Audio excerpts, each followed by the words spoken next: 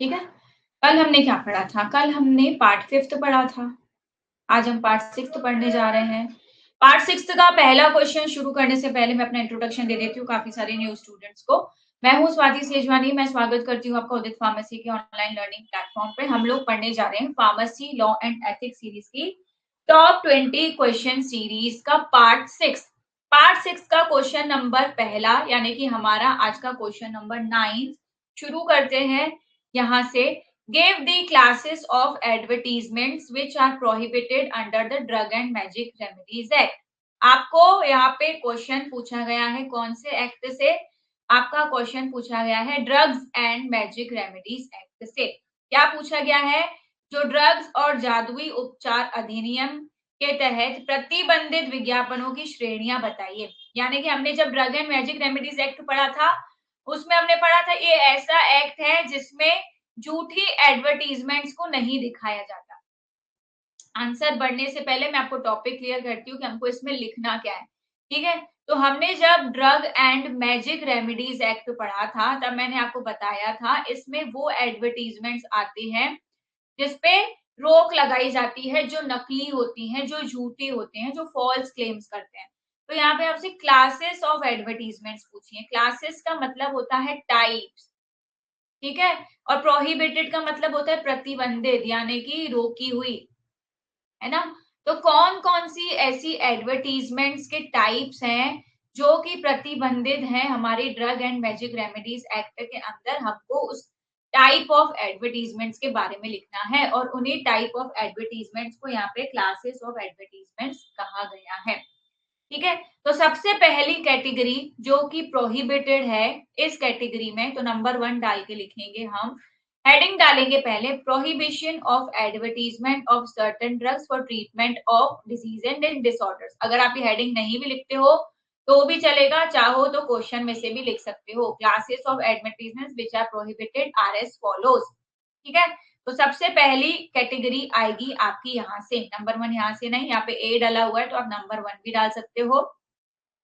सबसे पहली कैटेगरी आती है procurement of miscarriage in women या फिर prevention of conception in women. Hindi में अगर आपको बताऊं तो महिलाओं में मिसकैरेज करवाना या महिलाओं में कंसीव करने से रोकना।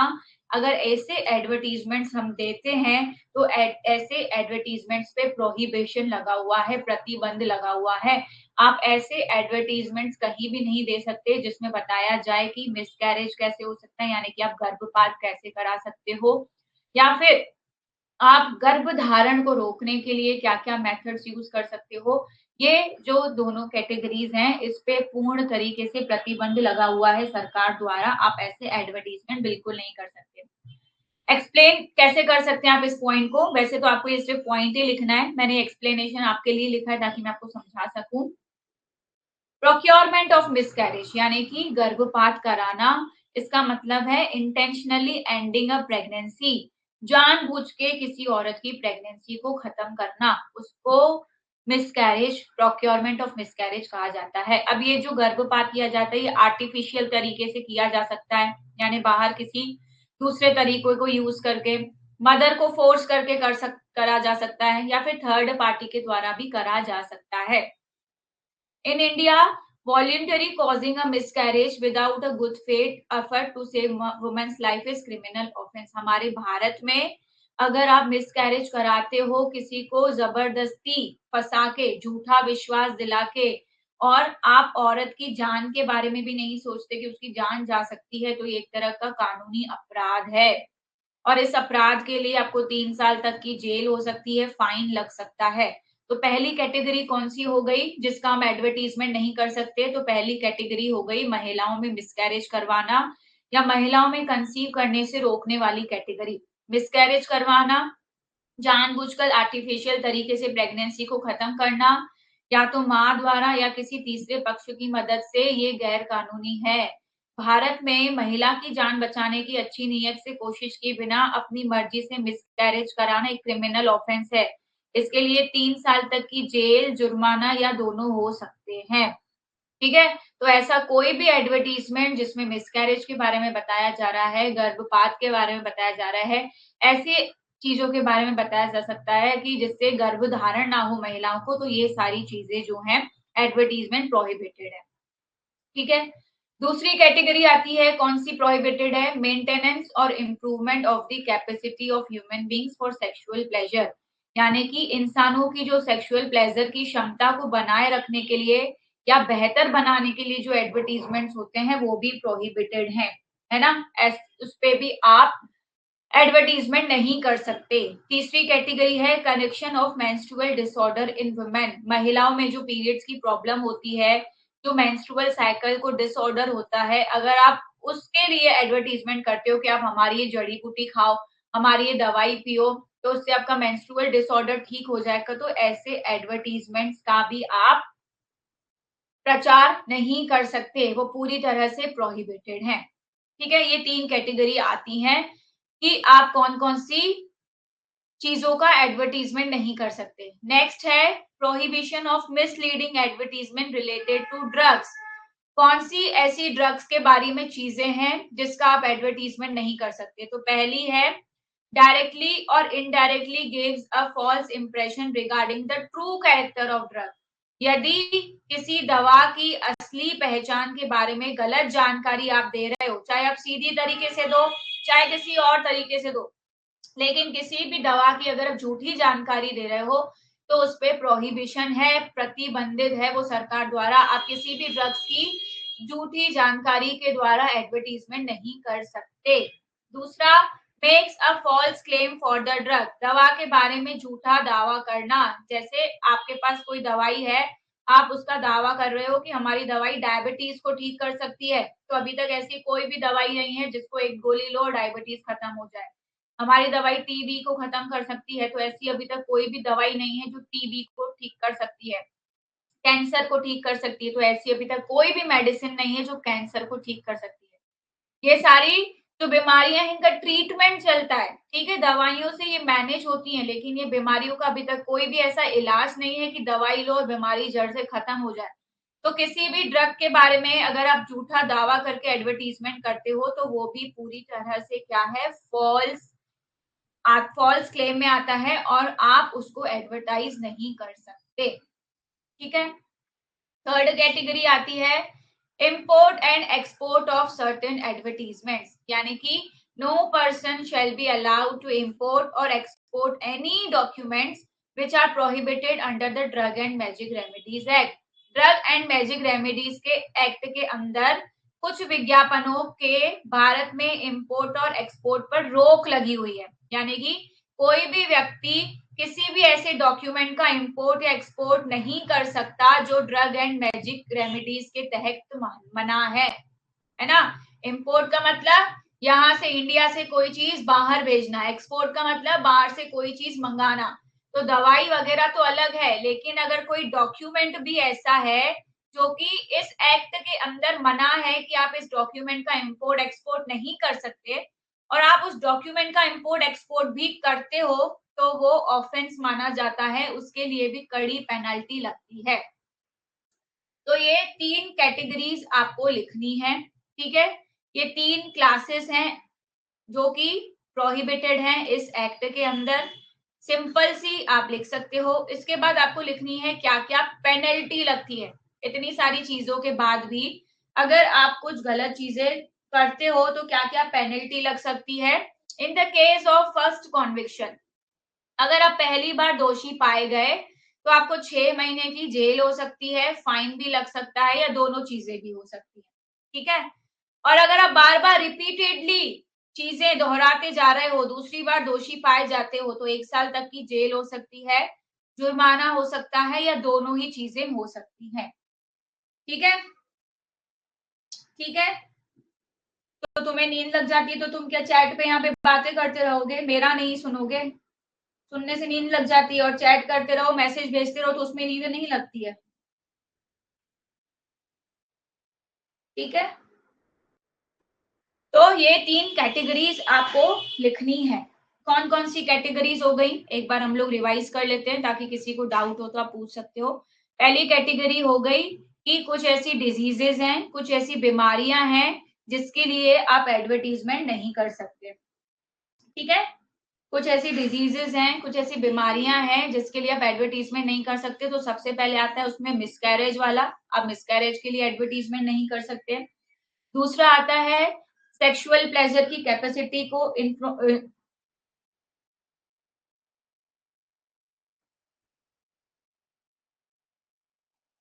सेक्सुअल कैपेसिटी को इम्प्रूव करने वाली डिजीजेस के लिए आप क्या है एडवर्टीजमेंट नहीं कर सकते। तीसरी, अगर किसी को मेंस्ट्रुअल डिसऑर्डर की प्रॉब्लम है तो आप इसके लिए एडवर्टीज नहीं कर सकते। दूसरी कैटेगरी हमने देखी ऐसे एडवर्टीजमेंट जो कि ड्रग्स से रिलेटेड है। तो ड्रग्स से रिलेटेड क्या, ऐसी ड्रग्स की इंफॉर्मेशन जो कि फॉल्स क्लेम करती हैं, ड्रग का झूठा नेचर बताती हैं, आप उसका एडवर्टीजमेंट नहीं कर सकते। तीसरी, आप किसी ऐसे डॉक्यूमेंट का इंपोर्ट एक्सपोर्ट नहीं कर सकते जो ड्रग एंड मैजिक रेमेडीज के अंदर मना है। ठीक है, अगर इन सब के बाद भी ये सारी चीजें आप करते हो तो पेनल्टी लगती है। जब आप पहली बार दोषी पाए जाते हो तो 6 महीने की सजा हो सकती है और फाइन हो सकता है। और दूसरी बार अगर यानी सब्सिक्वेंट या दूसरी बार आप कंटिन्यू करते जाते हो चीजें तो 1 साल तक की सजा हो सकती है और फाइन भी लग सकता है ना। ठीक है, इतना आपको लिखना है। हीरोस्लेव जो फर्स्ट वाला पॉइंट है ना, इसमें आप एक्सप्लेनेशन नहीं लिखोगे। ये वाला जो एक्सप्लेनेशन आपको दिया हुआ है ये आप नहीं लिखोगे तो चलेगा, क्योंकि ये मैंने आपको एक्सप्लेन करने के लिए बताया है। बाकी आपको ये ए पॉइंट, ठीक है, ये बी सी पॉइंट तो लिखने ही है। इसमें तो कुछ एक्सप्लेन जैसा है ही नहीं, ये तो सिर्फ पॉइंट्स लिखे हुए हैं। ठीक है, अरे चैट ऑफ ही थी, इतनी देर से चैट ऑफ ही रहेगी जब मैं एक्सप्लेन करूंगी, लेकिन जब मैं डाउट पूछूंगी तब तो चैट ऑन रखूंगी ना, मैं कर दूंगी खुद से ऑफ और ऑन। ठीक है, फालतू का कुछ भी आप लोग डिस्कशंस मत करिए किसी से भी, कुछ भी मैसेज स्पैम होते हैं, वीडियो क्वालिटी बिगड़ेगी, वीडियो अटक जाएगी, फिर मत बोलना कुछ भी। चैट ओपन करी गई है आपसे डाउट पूछने के लिए, नेक्स्ट क्वेश्चन आएगा तो खुद ही चैट ऑफ कर दी जाएगी। जहां मुझे लगेगा ऑफ करना है मैं ऑफ कर दूंगी, जहां लगेगा ऑन करना है ऑन कर दूंगी। और जिसको फॉर्मेलिटी वाली क्लास लग रही है, जिसका बिल्कुल दिल टूट गया है, क्लास में मन नहीं लग रहा है, तो वो मुझे बिल्कुल ना कहे कि आप फॉर्मेलिटी के लिए क्लास ले रहे हैं। ठीक है, समझ गए सबके सब। Please maintain the decorum of the class. Class लेने आए हैं, आधे घंटे 45 मिनट की क्लास है, पढ़ना है, अच्छे से पढ़िए, ना खुद का दिमाग खराब करिए ना मेरा। ठीक है,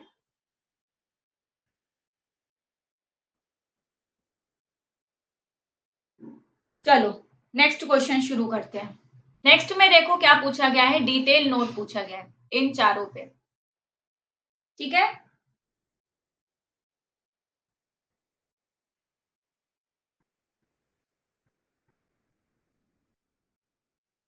ट्रीटमेंट की बात अलग है शोभा जी, ट्रीटमेंट की बात अलग है ना। हम लोग यहाँ पे पढ़ रहे हैं कि कौन कौन सी चीजें ऐसे हैं जिसका आप एडवर्टीजमेंट नहीं कर सकते। ठीक है, चलो चलो अब शुरू करते हैं अपन नेक्स्ट क्वेश्चन। क्वेश्चन नंबर 10 आप सभी को सामने दिख रहा होगा।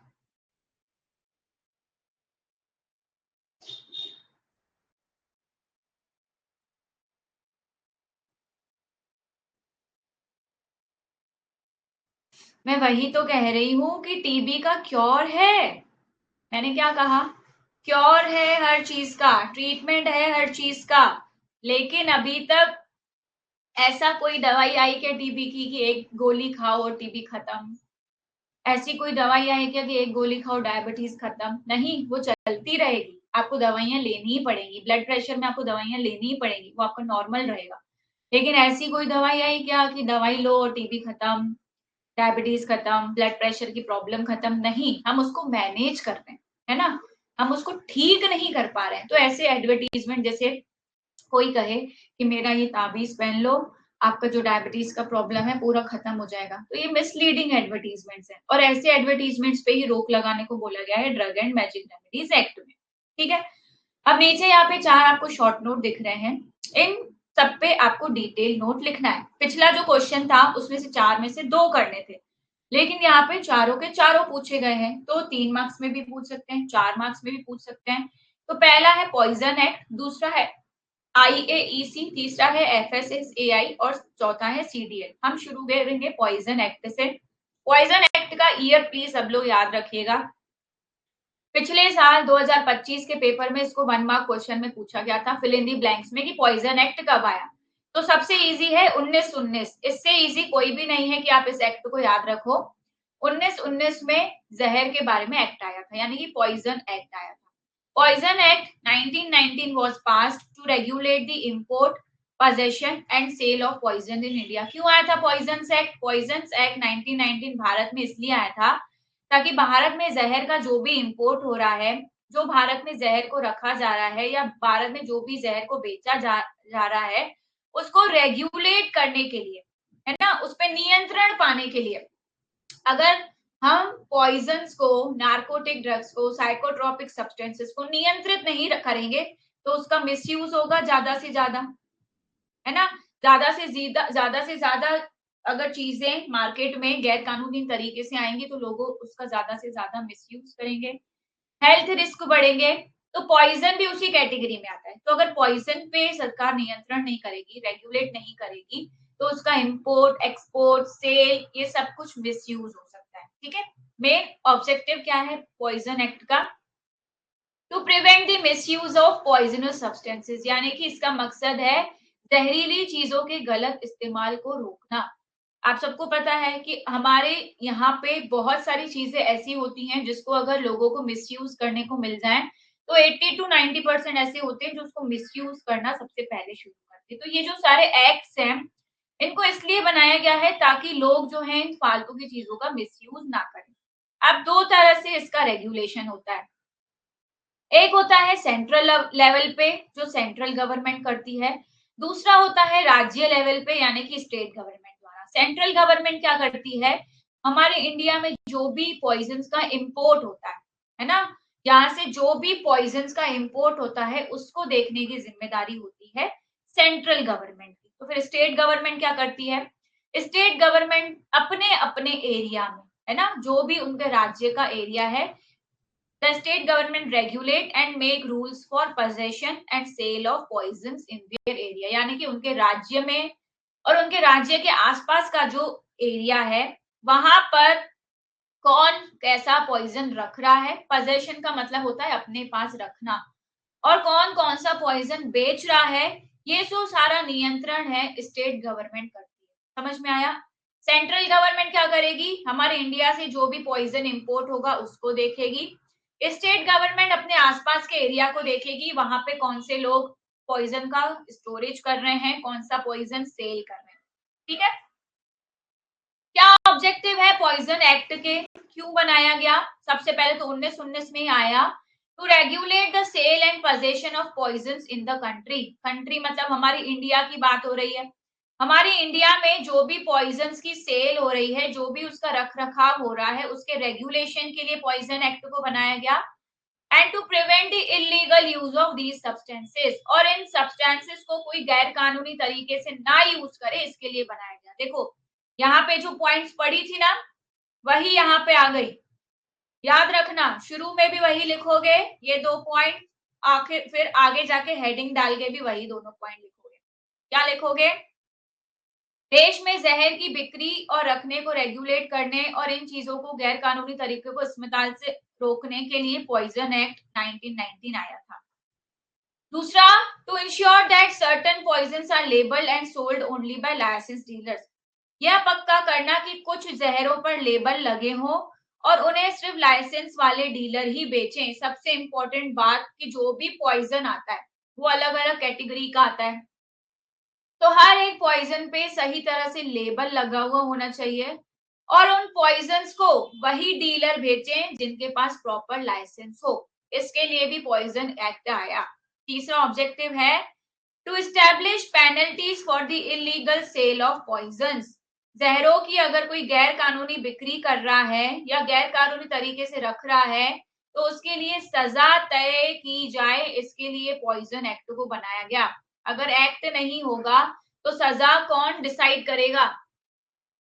कौन डिसाइड करेगा कि कितनी सजा होनी चाहिए, जेल होनी चाहिए, फाइन लगना चाहिए, क्या होना चाहिए?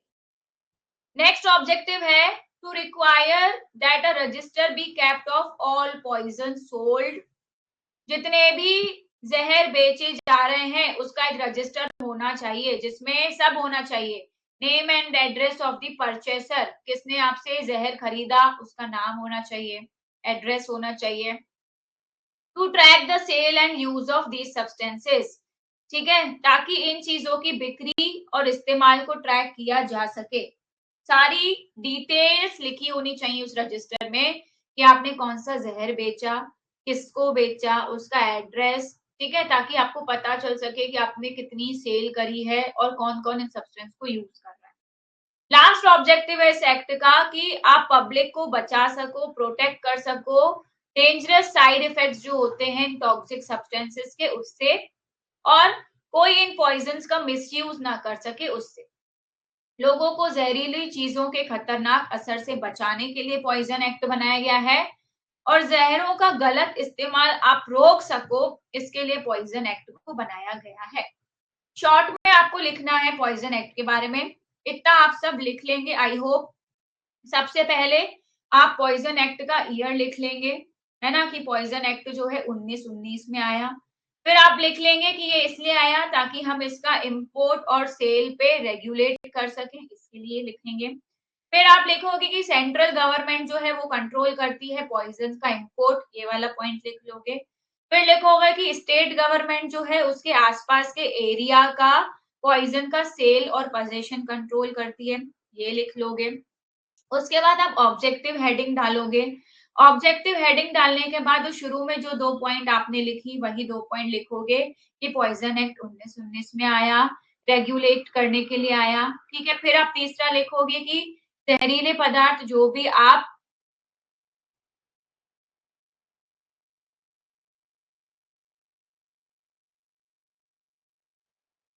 ठीक है, जो भी पदार्थ आप बेच रहे हो उसके लिए आपके पास प्रॉपर लाइसेंस होना चाहिए। ये सारे पॉइंट्स बना के अगर आप अपना आंसर लिख लेते हो तो शॉर्ट में अगर 3 मार्क्स में भी पूछा जा रहा है तो 3 मार्क्स के लिए इतना आंसर आपका सफिशिएंट है, ठीक है।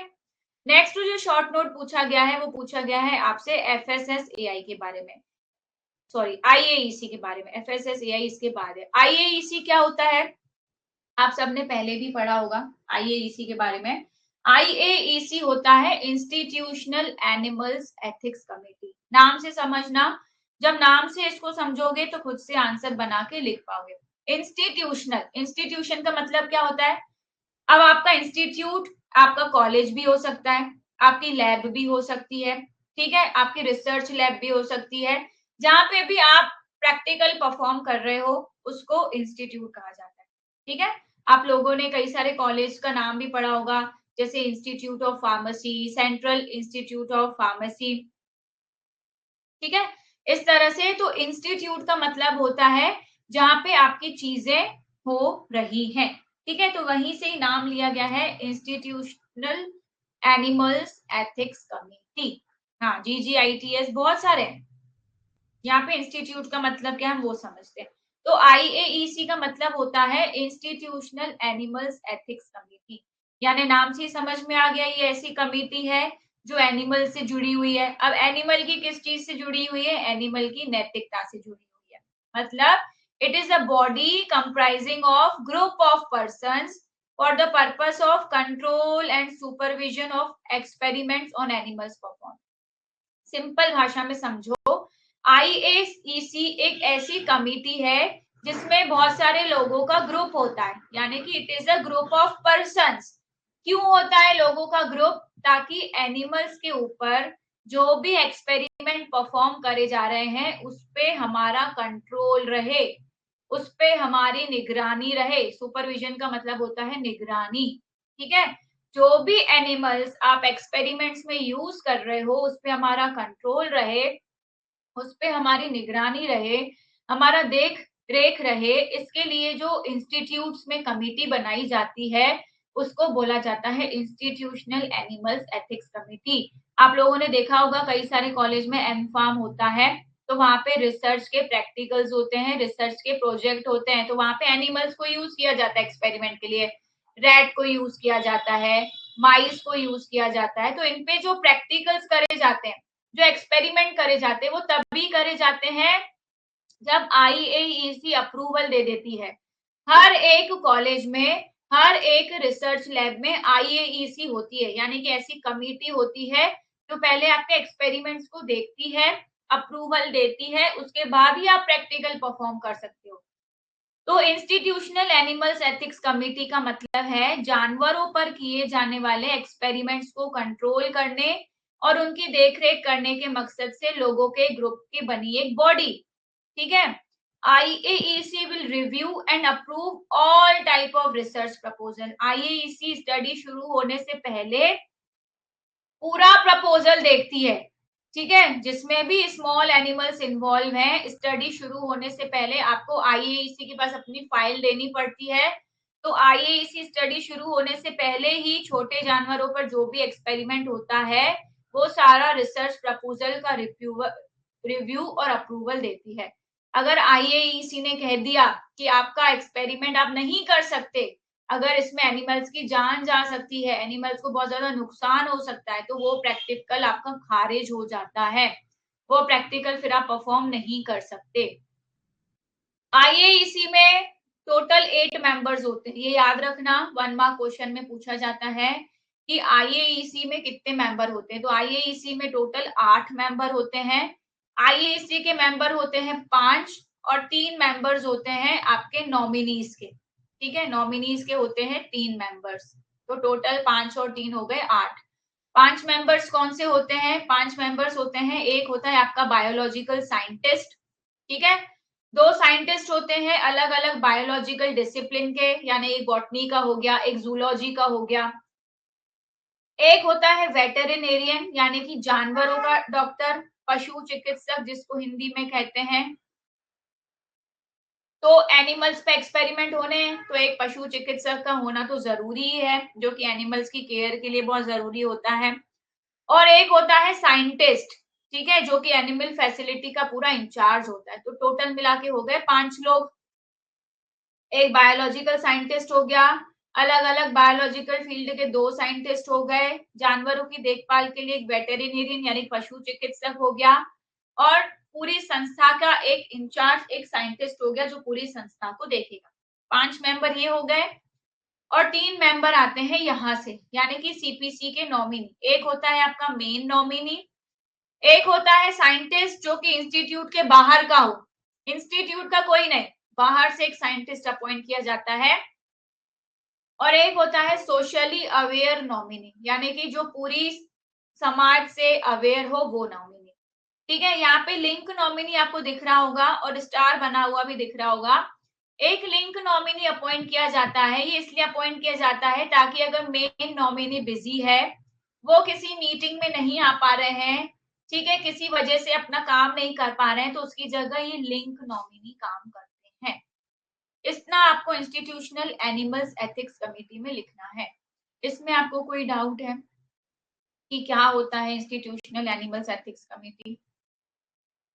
किसी को कोई डाउट है कि इंस्टीट्यूशनल एनिमल्स एथिक्स कमेटी क्या होता है? सब लिख लेंगे। उसका कंपोजिशन याद रखना कि इसमें मेनली 8 मेंबर्स होते हैं, 5 मेंबर्स वो और 3 मेंबर्स CPC के नॉमिनी। ठीक है, CPC के नॉमिनी अब कहाँ से आएंगे? तो जब मैं आपको भी नेक्स्ट क्लास में CPC पढ़ाऊंगी ना, तब समझ में आएगा। ठीक है, CPC भी एनिमल्स के एक्सपेरिमेंट को ही देखता है, लेकिन ये लार्ज एनिमल्स को देखता है, और IAEC होती है हमारी, वो स्मॉल एनिमल्स के एक्सपेरिमेंट को देखता है। ठीक है, यस, मेंबर्स भी याद करने पड़ेंगे। अगर IAEC पे क्वेश्चन आता है तो बिल्कुल मेंबर्स लिखने पड़ेंगे। ठीक है, नॉमिनी का मतलब होता है CPC का कोई मेंबर। ठीक है, नॉमिनी मतलब जिसको CPC अपॉइंट करता है। कौन बताएगा मुझे CPC का फुल फॉर्म? अगर हमारे रेगुलर स्टूडेंट्स इस क्लास में होंगे, जिन्होंने मेरी क्लास अटेंड करी होगी CPC वाली, तो CPC का फुल फॉर्म बताएंगे कमेंट बॉक्स में, जल्दी बताइए। CPC का फुल फॉर्म क्या होता है? बताओ, CPC का फुल फॉर्म क्या होता है? जो हमारे रेगुलर स्टूडेंट्स हैं उसमें से कौन बताएगा?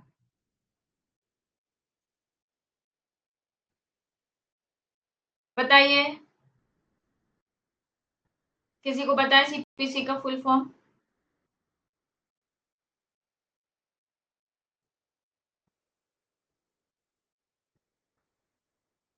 किसी को भी नहीं पता? यस यस, गुड प्रिया मौर्य, वेरी नाइस। सीपीसी का फुल फॉर्म होता है committee for the purpose of control and supervision of experiments on animals, यानी कि ऐसी कमेटी जो कि एनिमल्स पे एक्सपेरिमेंट होते हैं तो उनको कंट्रोल और सुपरवाइज करती है। आप ये समझो आईएईसी छोटा लेवल है, सीपीसी बहुत बड़ा लेवल है।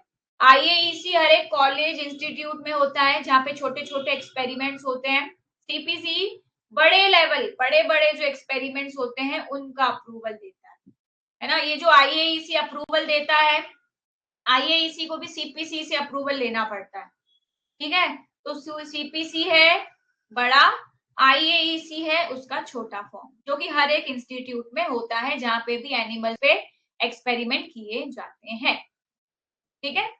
इसके जो बचे हुए 2 शॉर्ट नोट हैं वो अब हम नेक्स्ट क्लास में करेंगे, क्योंकि आज के लिए फिर ज्यादा हो जाएगा, है ना।